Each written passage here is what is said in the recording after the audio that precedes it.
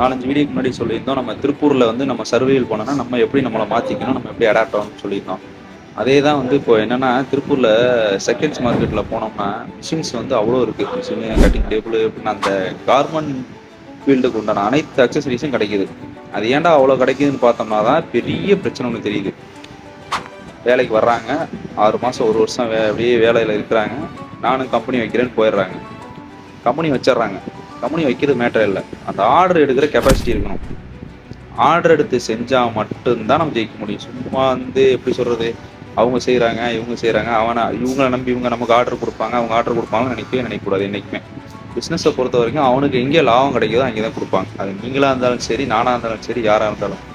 அதனால் இன்னொருத்தவங்களை பேச்சு கேட்டு எந்த தொழிலையும் பண்ணாதீங்க. 2வது, முழுசாக அதோட எண்ட் ஆஃப் த டே என்னன்னு தெரியாமல் தொழில் பண்ணக்கூடாது. இந்த தொழில் பண்ணால் அந்த நிலைமைக்கு வந்துருவோன்னு தெரிஞ்சால் மட்டும் அந்த ரிஸ்க் எடுங்க. இல்லைன்னா அந்த ரிஸ்க்கை எடுக்காதீங்க. அது திருப்பூர் தொழிலில் ஒரு நாள் நைட்டில் ஆள் அடையாளம் இல்லாமல் ஆய்க்கிறது. இது அந்த மாதிரி ஃபீல்டு.